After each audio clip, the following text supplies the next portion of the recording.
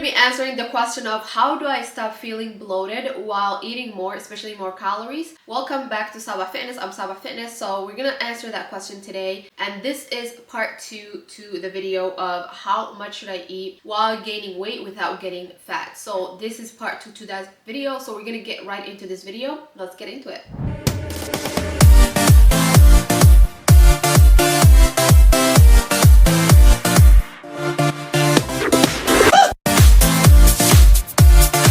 When trying to gain healthy weight, one of the biggest struggles is making sure that we're not feeling bloated, because sometimes it could be harder to digest all the foods that you've ate, and then you're gonna feel bloated and you're gonna feel like you're not digesting that food properly. So today we're gonna make sure that we take care of that problem for you, and then making sure that you're eating smarter, not eating for the sake of eating food. And so then that means we're gonna make sure that we're choosing meals that are gonna help our gut health and then support that as well, in addition to everything else. And then also making sure that we are spreading our meals adequate amount of time so we're able to digest the foods that we've ate. So we're gonna get right into that today. So let's get into step number 1. So step number 1 here is gonna be prioritizing easy to digest high calorie foods. So this means we're gonna make sure that we're eating foods that are gonna support our gut health, and then also making sure that we're able to digest that food quickly as well. So this is gonna be, especially when you're eating a lot of food, this is not gonna make you bloated. It's not gonna make you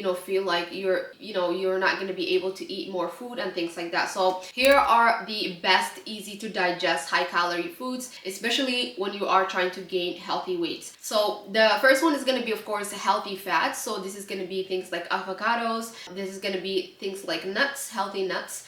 And then the next one is going to be carbs. So this is going to be simple carbs. That's what we're going to opt for especially. So this is going to be things like white rice, things like sweet potatoes. Those are really going to help you, even though a sweet potato could be a little bit of a complex carb, but it's really good. It pairs well, especially with your meat. And what I'm saying, your meat is your proteins, and I'm not talking about pork, of course. It's going to help you especially digest the foods that you're eating as well. And so the next one is going to be lean protein. So lean protein is going to be your lean meats, is not pork. So your lean meats are going to be your ground turkey. It's going to be, even if you want to do ground chicken, even if you want to do ground beef, that's also easier for you to digest as well. And so that's a really high protein that's going to help you support your digestive as well. And then also eggs. So egg whites, you can do whole eggs as well. But if you're trying to not gain, fat also, we're going to opt for a little bit of egg whites, but we can also add 1 or 2 of regular whole eggs as well. And then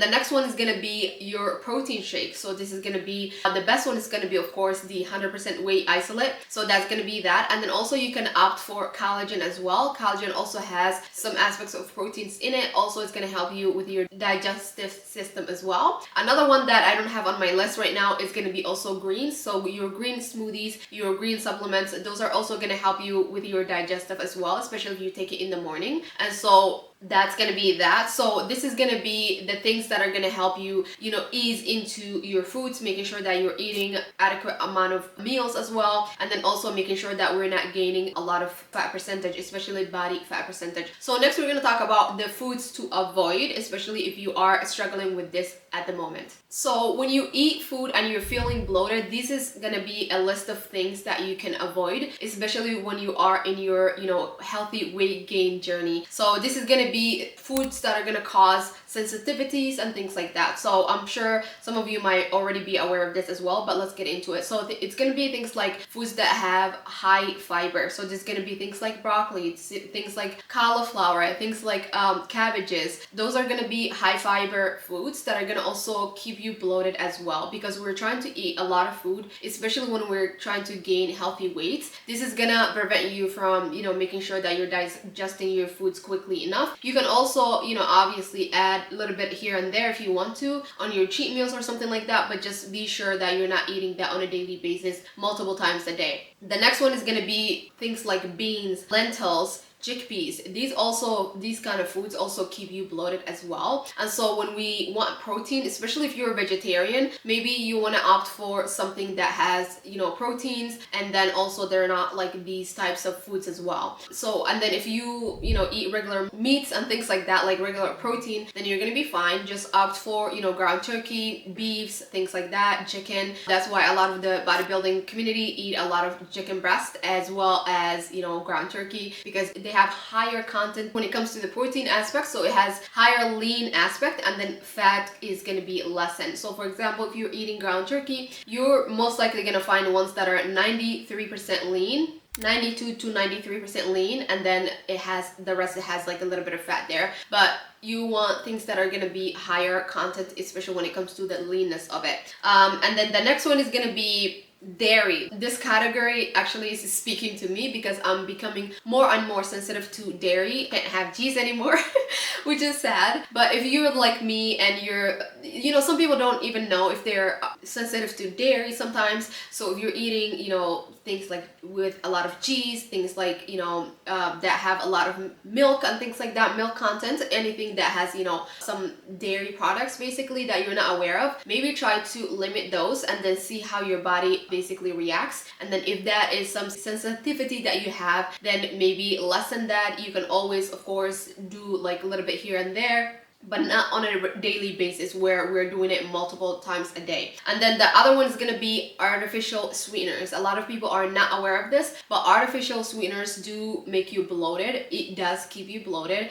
They are sometimes, especially are found in, diet sodas. They can be trigger, especially to bloating your body, because they're artificial. They're not found in a natural stuff. So rather you can supplement this. If you are currently using artificial sweeteners, you can use things that are natural like honey, and maybe even if you like sugar, you can do a little bit here and there, or you can opt for brown sugar rather. But I love honey. I'm obsessed with honey. So I would say try that. And your body's gonna probably get used to it as time goes and then craves it as well. So if you don't like honey at the moment, try it here and there and see how that goes as well. Pro tip here in this section, like I said, I'm never gonna tell you not to eat something that you like, something that you enjoy. So rather I would say everything in, moderation. And then if something is bothering you, try to limit that as much as possible. If you wanna have fun with it here and there, that's totally fine. But especially when we are trying to gain healthy weight, we are trying to eat as much as possible. So this is going to prevent you from doing that, because your body is reacting to all the things that you might be sensitive on. So let's get into the next steps here. So step number 2 here is going to be eating smaller meals more frequently. So this is going to be between 4 to 6 meals a day. This is not going to be a lot of food at once every single time.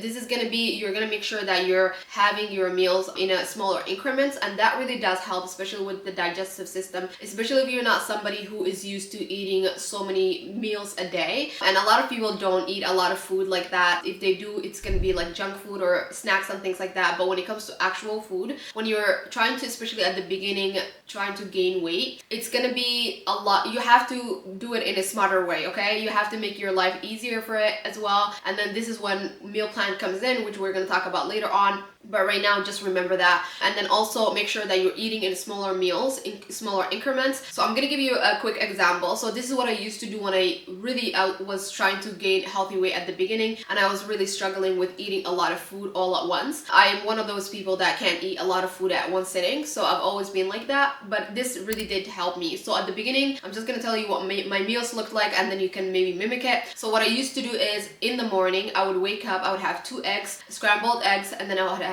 oatmeal in the morning with coffee. So that would be my first meal. I would do that within 30 minutes of my waking time. And then after that, around 10 o'clock, 10 a.m., I would have an actual protein shake. So I'd do 1 or 2 shakes, 1 or 2 scoops in a shake. And that would be my morning, like midday snack, basically mid-morning snack. And I would have my protein shakes at work. So I always had like a protein, powder at work, and then I would just do that. And then when it's lunchtime, normally my lunch and my dinner would be very similar. So I would have white rice, ground turkey, maybe a little bit of veggies. So that would be my lunch. And then around 3 p.m., I would have another snack, and that would be, you know, a light snack, which would be right before I go, you know, and work out. So between 3 to 5 p.m., kind of depends on what time I want to go work out, I would have another snack. So this would be like another oatmeal. So I would have the instant oats, and then I would have coffee, and then I would go work out. And then once I'm done with my workout, then I would do my post-workout shake. And so I would have 2 scoops with creatine, of 2 scoops of protein with creatine, and then that would be my post-workout. And I would have that on my way to home, because then I would have my dinner afterwards. And then, like I said, my dinner and my lunch would be very similar. So I would have another probably ground turkey, rice, a little bit of veggies, and then I would have, you know, either my supplements right after that, or I would have my supplements in the morning, which would be like vitamins and other things that I need to take on a daily basis. So that is what like our actual incrementing your meals into multiple different phases looked like for me. So I would have shake around twice a day. So one in the morning around, you know, 10 a.m. and then another one right after my workout, whenever that is. And then I would have my breakfast, and then lunch, and then dinner. So that would look like around 5 meals a day. Sometimes it would be 6, kind of depending on how I'm feeling that day. So because especially when you get into weightlifting, you get more hungry. So more I get hungry, I have actual foods, not snacks at all. I'm not a big proponent when it comes to snacks and things like that. Rather just have regular meal, actual meal foods that are going to give you more value, basically.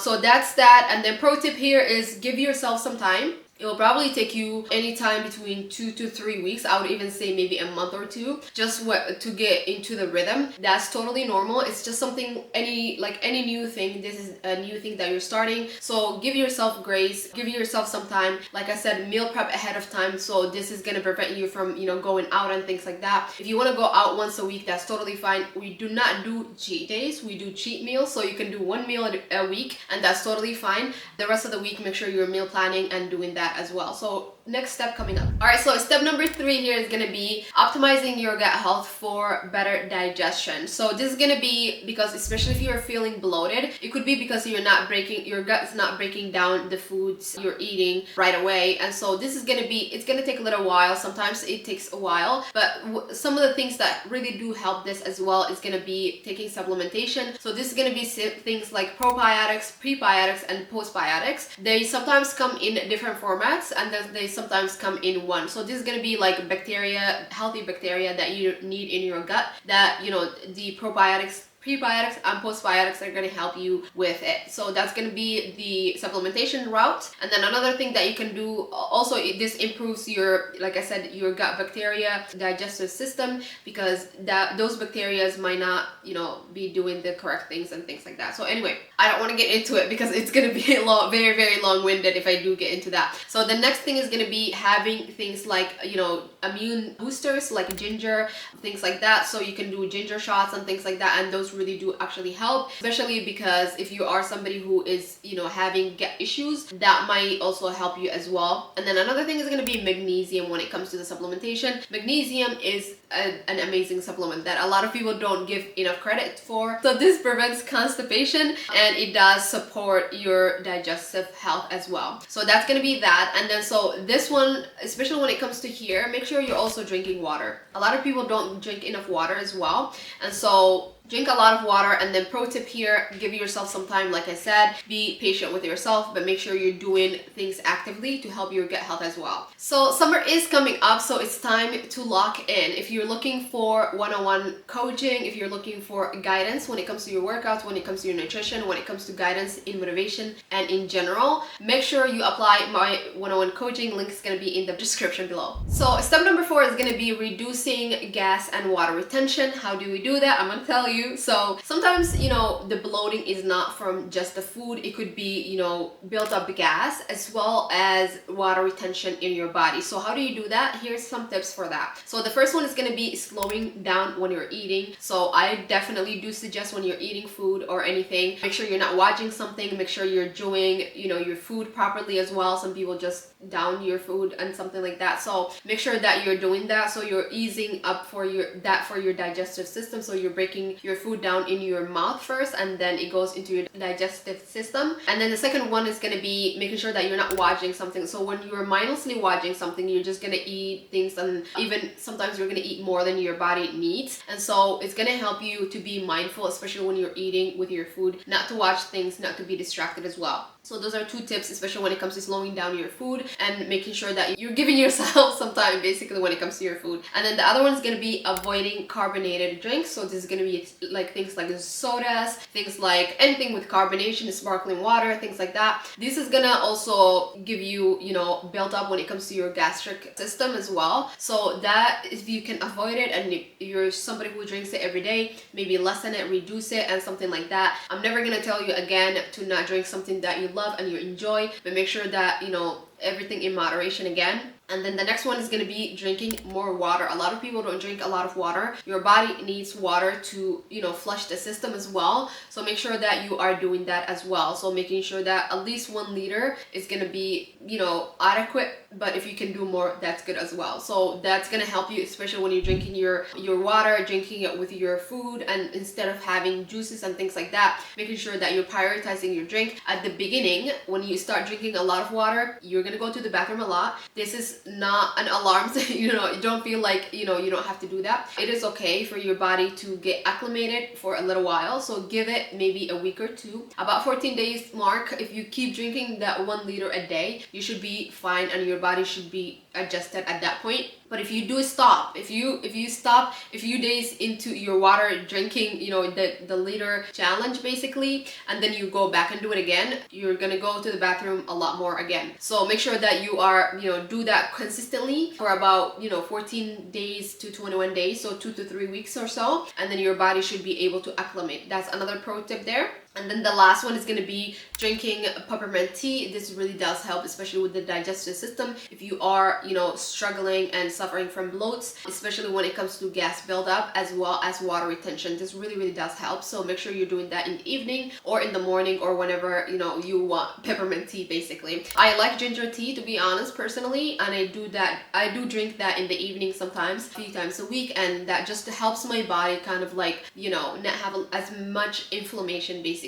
And so when it comes to the bloating happens mostly at night, because kind of depends, again, your day starts the night before, so whatever you're eating today, your body's gonna hold on to that as well. So make sure you're eating foods that are balanced, things that are balanced. If you're not, like me, if you don't like veggies and things like that, you can supplement to that again. There's powders, there's pill forms, so make sure you're doing that as well for your general health as well. All right, next step coming up. Alright, so step number 6, if you are somebody who's eating, a lot of different foods and things like that, and you're not able to digest all these foods, or you're not able to eat as much as you need, especially when it comes to your weight gain journey. One thing that I said earlier, and I'm gonna kind of repeat that, is making sure that you're drinking your proteins, basically. So that's gonna be your liquid calories, and that's especially when you drink your proteins. Like I said earlier, I used to drink 2 protein shakes a day. That would help you get into your caloric intake for the day. So if you're not getting it all from food, make sure you're adding that in addition to it, or as well. You can also get it, like we said, from